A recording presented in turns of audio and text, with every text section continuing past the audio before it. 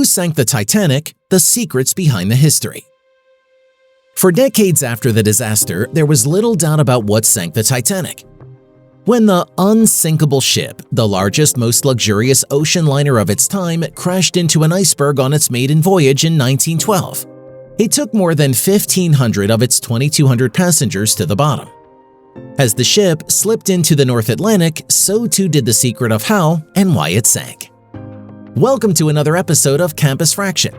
If you enjoy this type of content, then subscribe and hit the bell icon so you never miss out on any of our latest and greatest uploads. Two government investigations conducted immediately after the disaster agreed it was the iceberg, not any weakness in the ship itself, that caused the Titanic to sink. Both inquiries concluded the vessel had gone to the bottom intact. Blame for the incident fell on the ship's deceased captain, 𝐥𝐤𝐤𝐞, who was condemned for racing at 22 knots through a known ice field in the dark waters off the coast of Newfoundland. The case of the Titanic was considered closed. But lingering questions about what might have sunk the seemingly indestructible ship never completely disappeared.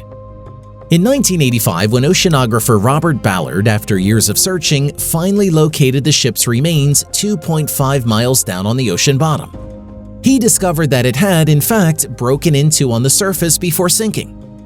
His findings made the Titanic rise again in the public imagination. Why had it cracked, experts wondered. If the official inquiries were wrong, was the invincible Titanic weak? A few years after Ballard discovered the wreck, the first pieces of the ship were brought to the surface, raising even more eyebrows when they seemed to offer physical evidence that low-quality steel may have caused the disaster. In 1997, James Cameron's film Titanic, largely mirroring the scientific consensus at the time, seared Titanic's terrifying last moments, with its stern soaring high into the air before it cracked in two and disappeared into popular memory. Still, the search for answers about the Titanic didn't end there. In two new books, a group of historians, naval architects, and materials scientists argue that fresh evidence has further unraveled the familiar story of the Titanic, raising more questions about what caused the disaster.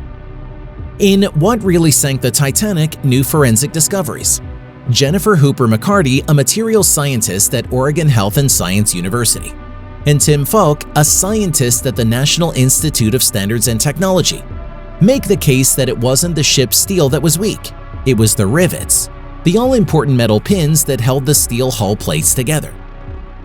Titanic's Last Secrets, to be published next month, describes the work of Richie Kohler and John Chatterton, wreck diving historians who believe two recently discovered pieces of Titanic's bottom prove the ship's stern never rose high in the air the way many Titanic experts, including Cameron, originally believed.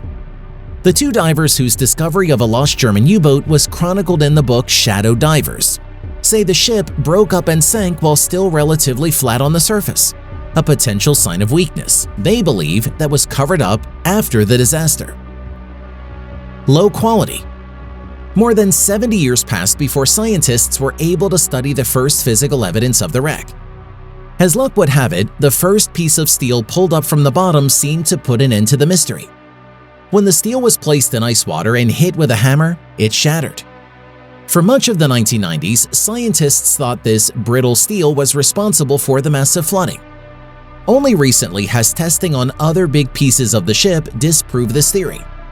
The original piece scientists discovered had been unusually weak, while the rest of Titanic's steel passed the tests.